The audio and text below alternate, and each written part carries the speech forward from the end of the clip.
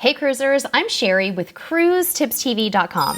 My family and I have been creating cruise content for over 10 years and we've seen some pretty rude stuff happen on a cruise ship. Today we're going to talk about 20 rude things to avoid doing and kind of some unwritten rules of the cruising world. If you're new to cruising, these might help you out because some of these things are kind of cruise specific and you just may have no idea that they are considered to be unwritten rules or rude on a cruise ship. So let's do this. The first thing that you want to avoid that is considered very bad etiquette when you are on a cruise that you may not even know about is smoking out on your balcony on a cruise ship. Smoking on balconies, generally speaking, is just no longer allowed. The smoke can kind of drift from one cabin to the next and disturb people, and it's also a fire hazard. Similarly, not observing designated smoking areas is considered pretty uncool when you cruise. It's an unwritten rule that you should only smoke in designated smoking areas. Most cruise lines will allow you to smoke on one side of a pool deck in a designated smoking area, and they'll have several other areas as well for you. Number 2 is also related to your balcony, and that is it is considered pretty rude to have super loud conversations or parties out on your balcony. Of course, you're on a cruise, you should be able to have fun, and it is reasonable to go out and talk and have fun on your balcony, but super loud conversations late at night or early in the morning or loud parties on your balcony are considered to be a little bit tacky. You just want to think about the fact that there's people next to you on both sides, above you and below you, and just be sensitive to noise.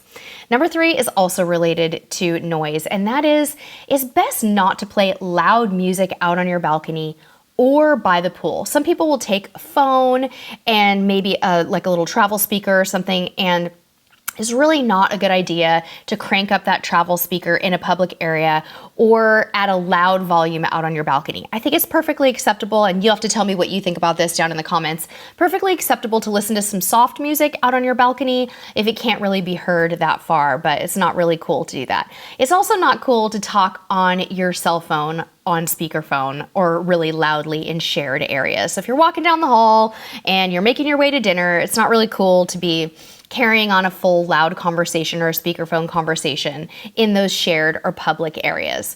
Number 4 is probably my biggest pet peeve, and I think a lot of you can relate to this. And that is something that is very specific to cruising, and a lot of people, when they're new to cruising, they just don't know this is going to happen. And that is that you want to avoid slamming your cabin door or allowing your cabin door to shut loudly, especially in those early morning or late night hours. So let me back up a little and explain this. Cruise cabin doors have a couple of weird things going on with them. Every cruise ship is different, but sometimes they're very, very heavy. And sometimes they're also sort of spring loaded where they automatically shut. So when you walk out or in of your cabin, if you just let the door go, it slams really, really hard, and it can shake the walls of the cabins next door. It can wake people out of a dead sleep. It's just one of those things to be aware of. When you get to your cabin, kind of think about that, and maybe teach your kids too. Hey, when you come in and out of the door, just be a little bit more delicate with it and make sure that you guide it shut so that it doesn't slam shut. This is something that on some cruise lines can drive people crazy in the late night hours when people are coming in after partying and the neighbor lets the door slam. You're like, oh my gosh, I just want to go back to sleep, right?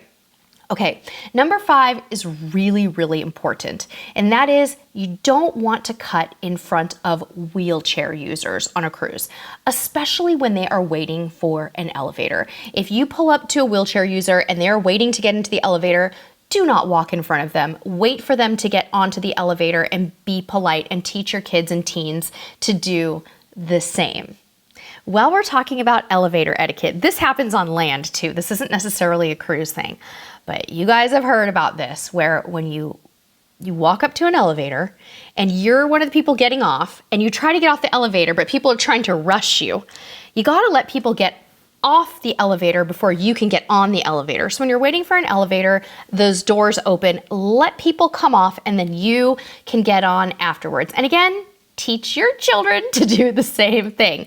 Now, if this is sounding kind of preachy, you guys, I'm sorry. We don't want to come on and be the cruise police, but you can ensure that you and your fellow passengers have an awesome cruise experience if we just follow a few basic golden rules in life, right? And these cruise rules are super, super important. Number 7 is another one of my pet peeves, and that is, please, please, no matter what happens, please don't be rude to the staff and crew on the cruise ship. Generally speaking, they are extremely polite and helpful and wonderful. But if something does go wrong and you feel that you just are going to snap at them, count to 10, go to guest services and ask to speak to a manager instead of taking out whatever is bothering you on the crew. These people work really hard. Most of them don't have many vacation days, if any, when they're working, and they're all away from their families. So it's a really good idea if something goes wrong just to not take it out on them. We have seen situations before, like where someone just simply didn't like a theater show and they decided to lay into a bartender about it. The bartender did not choreograph that theater show. They should not be the one to take the brunt of that. Doesn't this drive you crazy? Experienced cruisers watching this? Oh my goodness, it's the worst thing ever. So please don't be rude to the crew. Number 8, similarly, complaining about things that can't be changed, like the weather and changes in the itinerary, is considered bad cruise etiquette. Things are going to happen. There's no such thing as a perfect cruise. There's no such thing as a perfect vacation. Complaining about it to your fellow cruise passengers isn't going to change the weather. It isn't going to change the fact that you maybe had an itinerary change. So while, of course, you are welcome to vent, keep in mind other people may not want to hear about it when you're sitting at the bar or in the theater or whatever. Number 9. Do not, under any circumstances, remove the auto gratuities. Unless you plan to tip extra or maybe tip entirely in cash, which I think is a little controversial because we don't really know where that money's going, it's considered pretty uncool to remove the automatic gratuities. If you are cruising from North America, tipping is part of our cruise culture right now. That doesn't mean we agree with it. Personally, I think it should be built into the cruise fare, and there are other countries that do this beautifully. They build it into the cruise fare, like Australia is a good example. There's a lot of non-tipping cultures in this world, and we understand that. But right now, if you're cruising out of North America, you're going to be charged separately for the gratuities, and it's not cool to remove those because you're really harming the people who are serving you and working so hard on the cruise. The next one is something that people may not know is bad etiquette. Unless you are told otherwise, it's best not to leave your food, room service, plates, trays, and waste in the hallway. Now, there are some cruise lines who, when you finish your room service, you call them and you say, hey, I'm done with my room service. They might tell you to put it out in the hall. And if that happens, it's okay to do that. But if they don't recommend that you do that, it's best to keep it in your room and just call and ask to have it retrieved. The reason it's not a good idea to leave it out in the hallway is A, it can be a hazard to the workers that are passing through and trying to clean those hallways. It could also be dangerous for someone who maybe has mobility issues or, could trip on that, or perhaps is trying to navigate through with a wheelchair. So please, please don't leave your food trays out in the hallway. Number 11, okay, I know this is gonna ruffle some feathers, but we've gotta talk about it, guys. And that is, don't allow your kids to go into adults only areas. You wanna check the signage for age limits, whether it's a hot tub, a bar, a nightclub. Make sure you follow the age rules for your children on a ship. While we're talking about kids' behavior, it's best not to leave your children unsupervised. You'll hear stories about kids on cruise ships running through halls, getting into elevators and pushing all the buttons, jumping into the pool close to people and splashing all over them.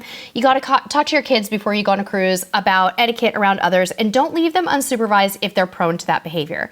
That doesn't mean that your kids can't have fun on a cruise. They can be kids. They're gonna run down the halls. We understand that this is going to happen. Kids will be kids, but late at night, especially, you want to make sure that they're not out doing things like that, and they should be spoken to about their behavior. And if they're younger, they absolutely need to be supervised. Number 13, let's head to the buffet and food areas for a while and talk about buffet and dining etiquette. It's best to remember to wash your hands before you go into a buffet or a dining room. Just ignoring those hygiene standards is considered bad cruise etiquette. So you want to make sure that you wash your hands when you go into the buffet and before you go into a dining room to protect yourself and to protect other people. At the same time, Tip number 14, when you go to the buffet, don't grab the food with your hands off the buffet and don't eat while you're in line. It kind of slows things down. It's considered to be a little bit tacky and something that you don't want to do. So wait till you get to your table if you can. Obviously, if you want to take a little bite of something, I think that's probably perfectly fine. I've done that before. I've been starving and grabbed a crouton off of my salad, but don't take food off of the salad bar and stick it in your mouth. Put it on your plate first, and if you can, wait till you get to your table. That's always best. And if you can, avoid eating in line if possible.